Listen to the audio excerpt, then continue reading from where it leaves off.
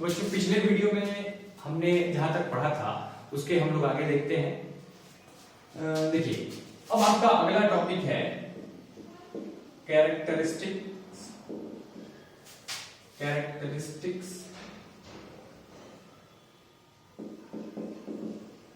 Of chemical equilibrium. Characteristics of chemical equilibrium. देखिए अब chemical equilibrium के कुछ कैरेक्टरिस्टिक्स होते हैं, उनके बारे में हमको देखना है। केमिकल इक्विलिब्रियम के क्या क्या कैरेक्टरिस्टिक्स होते हैं उनके बारे में हमको देखना है। चलिए देखते हैं। तो सबसे पहला कैरेक्टरिस्टिक हम बात करेंगे, पहले कैरेक्टरिस्टिक की बात करें तो इक्विलिब्रियम में एट इक्विलिब्रियम पे रिएक्टेंट का कंसंट्रेशन ऑफ रिएक्टेंट ये हो जाता है कांस्टेंट और कंसंट्रेशन ऑफ प्रोडक्ट ये भी हो जाता है कांस्टेंट। अब देखिए कांस्टेंट होने का ये बिल्कुल मतलब नहीं है कि आपका ये रिएक्टेंट का कंसंट्रेशन और प्रोडक्ट का कंसंट्रेशन बराबर हो जाएगा। हो सकता है कि रिएक्टेंट का कंसंट्रेशन बहुत ज्यादा हो और प्रोडक्ट का कंसंट्रेशन बहुत कम हो सकता है कि प्रोडक्ट का कंसंट्रेशन बहुत ज्यादा हो और रिएक्टेंट का कंसंट्रेशन बहुत कम हो। लेकिन कांस्टेंट होने का ये मतलब है कि रिएक्टेंट का कंसंट्रेशन फिक्स हो जाएगा, वो समय के साथ बदलेगा नहीं, और प्रोडक्ट का भी कंसंट्रेशन फिक्स हो जाएगा, वो समय के साथ बदलेगा नहीं। इससे मतलब नहीं है कि रिएक्टेंट का कंसंट्रेशन क्या है या प्रोडक्ट का कंसंट्रेशन क्या है। ये फिक्स है कि आपका रिएक्टेंट का कंसंट्रेशन इक्विलिब्रियम पे एट इक्विलिब्रियम रिएक्टेंट का कंसंट्रेशन फिक्स हो जाएगा और प्रोडक्ट का भी कंसंट्रेशन क्या हो जाएगा, फिक्स हो जाएगा। वो दोनों बदलेगा नहीं, ठीक है। वो कुछ भी है इससे मतलब नहीं है, बस वो बदलेगा, समय के साथ बदल नहीं सकता। दूसरा हम बात करते हैं इक्विलिब्रियम पे रेट ऑफ फॉरवर्ड रिएक्शन बराबर होता है रेट ऑफ बैकवर्ड रिएक्शन के। Rate of forward reaction rate of backward reaction के बराबर होता है। देखिए रिएक्शन रुकता नहीं है, रिएक्शन दोनों तरफ, क्योंकि वो रिवर्सिबल रिएक्शन है तो उसमें फॉरवर्ड भी होगा और बैकवर्ड भी होगा। जब इक्विलिब्रियम आता है तो कंसंट्रेशन कांस्टेंट हो जाता है, लेकिन रिएक्शन रुकता नहीं है। ये भी एक कैरेक्टरिस्टिक है कि रिएक्शन रुकता नहीं है, रिएक्शन लगातार फॉरवर्ड और बैकवर्ड रिएक्शन चलता रहता है, ठीक है। फॉरवर्ड और बैकवर्ड रिएक्शन जो होता है वो लगातार चलता रहता है, वो रुकता कभी नहीं है, ठीक है। याद रखिएगा इक्विलिब्रियम पे rate of forward reaction rate of backward reaction बराबर हो जाता है, लेकिन वो रुकता नहीं है, वो लगातार क्या होता है, चलता रहता है। जितना रिएक्टेंट प्रोडक्ट बनाता है उतना ही प्रोडक्ट रिएक्टेंट बना लेता है, जिसकी वजह से कंसंट्रेशन में कोई बदलाव नहीं होता है। चलिए तीसरा कैरेक्टरिस्टिक हम बात करें, अगर आप एक रिएक्शन में, जैसे कि पिछले वीडियो में मैंने बताया था कि अगर आप एक रिएक्शन में कोई गैसियस कंपोनेंट या फिर आप मान लीजिए कुछ भी हो, गैसियस हो चाहे लिक्विड हो चाहे सॉलिड कंपोनेंट, मान लीजिए प्रोडक्ट ही, अगर उसको आप एस्केप करने देते हैं, अगर आप उसको जिस सिस्टम में रिएक्शन हो रहा है उस सिस्टम से आप उसको अलग कर देते हैं, उस सिस्टम से आप उसको निकाल देते हैं, आप उसको एस्केप करने देते हैं, तो वहां पे कभी भी इक्विलिब्रियम नहीं आ सकता है। इक्विलिब्रियम के लिए आपको एक क्लोज्ड कंडीशन चाहिए, एक क्लोज्ड कंडीशन जिसमें से ना तो रिएक्टेंट का कंसंट्रेशन बाहर से ऐड हो या निकले, और ना तो प्रोडक्ट का कंसंट्रेशन बाहर से ऐड हो या बाहर निकले, ठीक है। मतलब ना तो रिएक्टेंट एस्केप करना चाहिए या ऐड होना चाहिए, ना ही प्रोडक्ट एस्केप करना चाहिए या ऐड होना चाहिए, तब जाकर इक्विलिब्रियम आता है। अगर लगातार कोई चीज ऐड हो रहा है, लगातार कोई चीज, मान लो लगातार कोई रिएक्टेंट ऐड हो रहा है या मान लो लगातार कोई प्रोडक्ट एस्केप कर रहा है, तो उस कंडीशन में कभी भी इक्विलिब्रियम नहीं आ सकता है, ठीक है। याद रखिएगा इक्विलिब्रियम आने के लिए हमेशा आपका जो कंडीशन होना चाहिए वो क्लोज्ड कंडीशन होना चाहिए। एक रिवर्सिबल रिएक्शन के लिए क्लोज्ड कंडीशन मतलब रिएक्टेंट का कंसंट्रेशन आपने जितना डाल दिया है वो फिक्स है, प्रोडक्ट का कंसंट्रेशन आपने जितना डाल दिया है वो फिक्स है, उससे ज्यादा आपको नहीं करना है, ठीक है। इसके बाद आपका अगला है कि जो आपका रिएक्शन है, ठीक है, जो आपका इक्विलिब्रियम है, इक्विलिब्रियम आपके दोनों तरफ से आ सकता है। ठीक है, मतलब कि मान लीजिए कि आपने लिया है A प्लस बी, ठीक है, ये रिएक्शन करके बना रहा है C प्लस डी, ठीक है, आपने लिया है A प्लस बी, ये रिएक्शन करके बना रहा है C प्लस डी। अब अगर आप देखिए ये A प्लस बी की तरफ से रिएक्शन पहले फॉरवर्ड रिएक्शन ज्यादा होगा और बैकवर्ड रिएक्शन आपका कम होगा, है ना। आप अगर शुरुआत में C प्लस डी ले लेते हैं तो ये भी रिएक्ट करके वापस A प्लस बी बना के फिर इक्विलिब्रियम आ जाएगा, यानी कि उसी क्लोज्ड कंडीशन में, उसी इक्विलिब्रियम, उसी क्लोज्ड कंडीशन में वही चीज ले रहे हैं, बस एक बार आप रिएक्टेंट ले रहे हैं और एक बार प्रोडक्ट ले रहे हैं। तो रिएक्टेंट के तरफ से भी रिएक्शन होके प्रोडक्ट बनेगा और इक्विलिब्रियम आएगा अगर वो रिवर्सिबल रिएक्शन है तो, और प्रोडक्ट भी अगर आप लेते हैं तो प्रोडक्ट के तरफ से भी रिएक्शन होके रिएक्टेंट बनेगा और इक्विलिब्रियम आएगा। मतलब हम कह सकते हैं कि एक इक्विलिब्रियम दोनों तरफ से आ सकता है। मतलब अगर आप कैल्शियम कार्बोनेट लेते हैं, इस कैल्शियम कार्बोनेट से आपका calcium oxide plus carbon dioxide का फॉर्मेशन होता है। मतलब शुरुआत में आपने कैल्शियम कार्बोनेट लिया, उससे कैल्शियम ऑक्साइड और कार्बन डाइऑक्साइड बना और फिर जाके आपका इक्विलिब्रियम आ गया, ठीक है, फिर जाके आपका क्या आया, इक्विलिब्रियम आया। तो ये इधर से आपका इक्विलिब्रियम आया और आपने अगर शुरुआत में कैल्शियम ऑक्साइड और कार्बन डाइऑक्साइड ही ले लिया और इससे आप क्या करते हैं कि इसको अलाउ करते हैं रिएक्शन करने के लिए उसी पार्टिकुलर कंडीशन में, तो आपका कैल्शियम कार्बोनेट बनने लगेगा और ये कैल्शियम कार्बोनेट वापस से फिर डिकम्पोज होने लगेगा, यानी फॉरवर्ड और बैकवर्ड रिएक्शन दोनों वापस से चलने लगेगा, एक बराबर हो जाएगा, इक्विलिब्रियम आ जाएगा। इसका मतलब यह है कि हम कह सकते हैं कि एक रिएक्शन में इक्विलिब्रियम दोनों तरफ से आ सकता है, फॉरवर्ड भी आ सकता है और बैकवर्ड भी आ सकता है। मतलब कि आप रिएक्टेंट लेके भी इक्विलिब्रियम ला सकते हैं और प्रोडक्ट लेके भी इक्विलिब्रियम ला सकते हैं, बस वही चीजें आपको लेना है। जो रिएक्टेंट है, जो प्रोडक्ट है, या तो आप सिर्फ प्रोडक्ट ले लीजिए या तो सिर्फ आप रिएक्टेंट ले लीजिए, ठीक है। चलिए इसके बाद आपका पांचवा है कि आपने नाम सुना होगा कैटलिस्ट। कैटलिस्ट ज्यादातर हम कैटलिस्ट यूज करते हैं। कैटलिस्ट एक ऐसा सबस्टेंस होता है जो रिएक्शन के रेट को अल्टर करता है, जो रिएक्शन के रेट को बदलता है, ठीक है। अब रिएक्शन कैटलिस्ट दोनों तरीके का हो सकता है कि रिएक्शन के रेट को बढ़ाने के लिए भी और घटाने के लिए भी यूज कर सकते हैं, लेकिन ज्यादातर रिएक्शन को बढ़ाने के लिए ही हम यूज करते हैं। ज्यादातर रिएक्शन के रेट को बढ़ाने के लिए ही कैटलिस्ट का यूज होता है। तो अब कैटलिस्ट की अगर मान लो कि इस रिएक्शन में हम कैटलिस्ट ऐड करते हैं, मान लो कि A plus B arrow C plus D में कैटलिस्ट को हम ऐड करते हैं, तो जब कैटलिस्ट ऐड करेंगे तो देखिए कैटलिस्ट इक्विलिब्रियम के पोजीशन को कभी भी बदलता नहीं, इक्विलिब्रियम जहां आना है वही आएगा।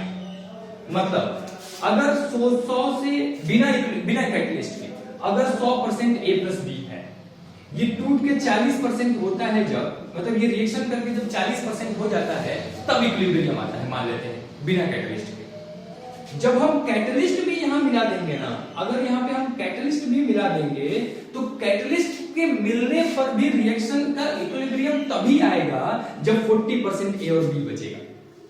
इसका मतलब हम ये कहेंगे कि इक्विलिब्रियम के पोजीशन को कभी भी आपका जो कैटलिस्ट होता है वो आपका बदलता नहीं है, इक्विलिब्रियम पोजीशन नहीं बदलता है। हाँ, कैटलिस्ट करता क्या है कि फॉरवर्ड रिएक्शन के रेट को और बैकवर्ड रिएक्शन के रेट को बढ़ा देता है और सेम अमाउंट में बढ़ाता है। जितना फॉरवर्ड बढ़ाता है उतना बैकवर्ड बढ़ाता है, जिसकी वजह से रिएक्शन तेजी से होता है और इक्विलिब्रियम जल्दी आ जाता है। बस यही चीज होता है, इक्विलिब्रियम जल्दी आ जाता है। इक्विलिब्रियम आने में बस जल्दी होता है, कभी भी ऐसा नहीं होता है कि इक्विलिब्रियम के पोजीशन को कैटलिस्ट ने बदल दिया। कभी ऐसा नहीं होगा कि इक्विलिब्रियम के पोजीशन बदल गया कैटलिस्ट की वजह से, ऐसा कुछ नहीं है। बस यही होता है कि इक्विलिब्रियम आता जल्दी है, कैटलिस्ट की वजह से जो इक्विलिब्रियम होता है वो जल्दी आ जाता है, बल्कि कभी ये नहीं होता है कि वो अपने पोजीशन को, इक्विलिब्रियम अपने पोजीशन को चेंज कर ले। ठीक है, इतनी बात समझ में आई। चलिए इसके आगे देखते हैं। ये आपके कैरेक्टरिस्टिक्स ऑफ केमिकल इक्विलिब्रियम थे, ये 5 पॉइंट्स। इसके बाद हम देखेंगे लॉ ऑफ मास एक्शन।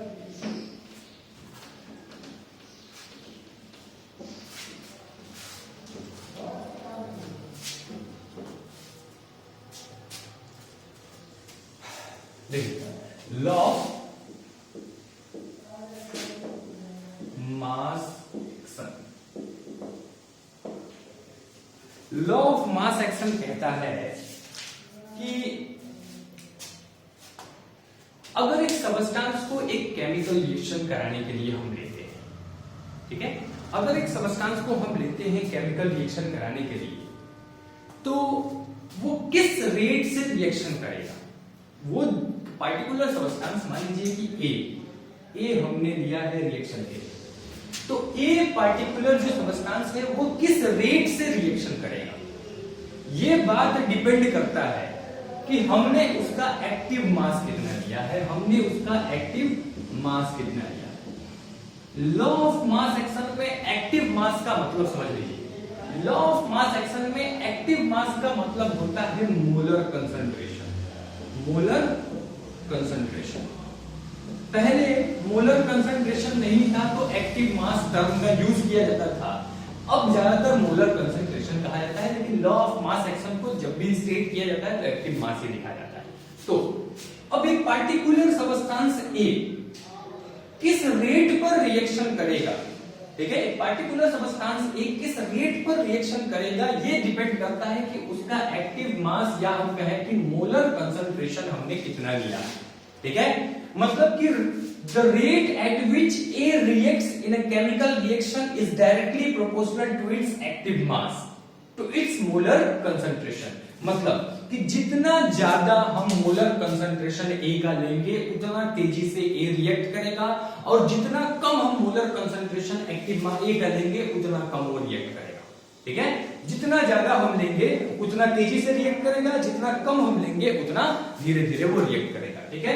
यही लॉ ऑफ मास एक्शन कहता है। जैसे मान लीजिए कि A और B रिएक्ट करके बनाते हैं प्रोडक्ट, ठीक है, तो rate of reaction of A is directly proportional to concentration of A। ये देखिए, ये जो स्क्वायर ब्रैकेट है ये मोलर कंसंट्रेशन को डिनोट करता है। कभी भी किसी रिएक्टेंट या प्रोडक्ट को स्क्वायर ब्रैकेट में लिखा गया है तो आप समझ जाइएगा कि उसके मोलर कंसंट्रेशन की बात की जा रही है। तो rate of reaction of A is directly proportional to molar concentration of A। वैसे ही हम बात करेंगे कि rate of reaction of B is directly proportional to molar concentration of B। Rate of reaction of A is directly proportional to molar concentration of A। Rate of reaction of B is directly proportional to molar concentration of B। मतलब किस rate पर A react करेगा उसके molar concentration पे directly proportional है, किस rate पर B react करेगा उसके मोलर कंसंट्रेशन पे डायरेक्टली प्रोपोर्शनल है, ठीक है। अब देखिए, हाँ, तो मतलब ये ज्यादा लेंगे तो तेजी से रिएक्ट करेगा, कम लेंगे तो धीरे धीरे रिएक्ट करेगा। अब एक चीज देखिए कि मान लेते हैं कि हमने ले लिया है A को 2A, ठीक है।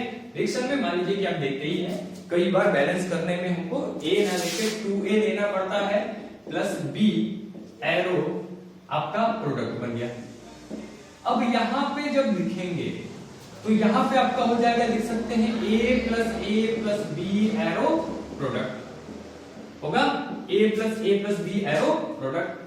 अब यहां पे जब आप बात करेंगे देखिए, rate of reaction of A, अगर हम बात करें तो लॉ ऑफ मास एक्शन के हिसाब से मोलर कंसंट्रेशन ऑफ A और मोलर कंसंट्रेशन ऑफ A हमको 2 बार लेना पड़ेगा, क्योंकि A इस रिएक्शन में कितनी बार है, 2 बार है। मोलर कंसंट्रेशन A और A 2 बार लेना पड़ेगा। इसका मतलब कि ये हो जाएगा आपका डायरेक्टली प्रोपोर्शनल टू A का स्क्वायर। यानी कि जो स्टोकियोमेट्रिक नंबर है, जो स्टोकियोमेट्रिक कोफिशिएंट है A का, वो उसके पर पावर की तरह रेज हो गया, ठीक है, उस पर पावर पे रेज हो गया।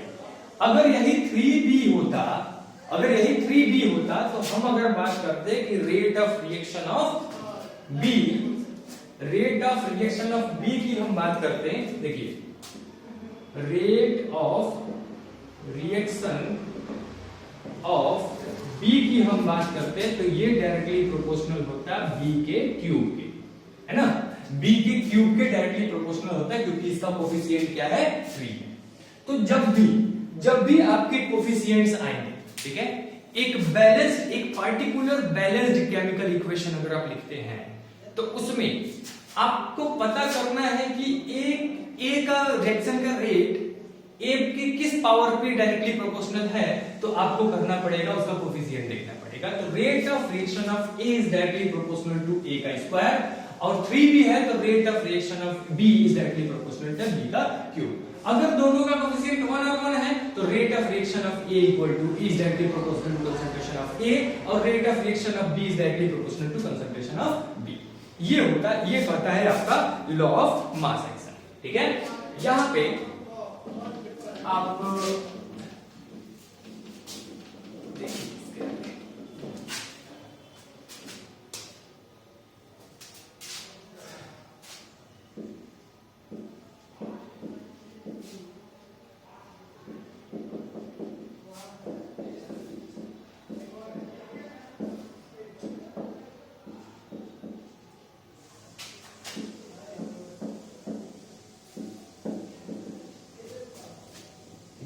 Rate of reaction of A is directly proportional to A, और rate of reaction of B is directly proportional to concentration of B.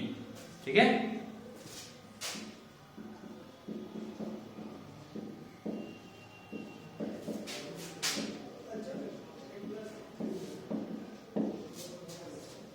अब इन दोनों को जब कंबाइन करेंगे तो rate of reaction of A and B अगर आप लिखेंगे तो दोनों को मल्टीप्लाई करना पड़ेगा, directly proportional to concentration of A and concentration of B.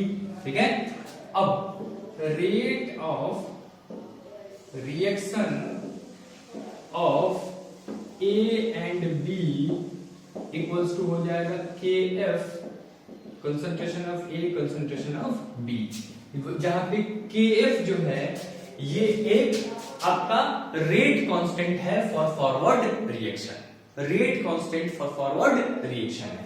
KF भी रेट कांस्टेंट, क्योंकि ये A plus B forward reaction है ना, प्रोडक्ट बना रहा है, तो rate of reaction of A and B is directly proportional to is equals to K F concentration of A into concentration of B, जहां पे K F equals to rate constant for forward reaction, rate constant for forward reaction. ठीक है, तो एक बार फिर law of mass action सुन लीजिए। लॉ ऑफ मास एक्शन कहता है कि rate at which a substance reacts is directly proportional to its molar concentration. Active mass मतलब molar concentration, its molar concentration मतलब कि एक पार्टिकुलर सबस्टेंस एक केमिकल रिएक्शन में किस रेट पर रिएक्शन करेगा, ये वो डायरेक्टली प्रोपोर्शनल होता है किसके, उसके आपके एक्टिव मास या मोलर कंसंट्रेशन के। ठीक है, चाहे ए हो चाहे बी हो। अगर केमिकल रिएक्शन में आपका कोई स्टोकियोमेट्रिक कोफिशिएंट है तो वो उसके पर पावर की तरह क्या होता है, रेज हो जाता है। ठीक है, चलिए इसके बाद हम अगले वीडियो में बात करेंगे। फिलहाल इतना काफी।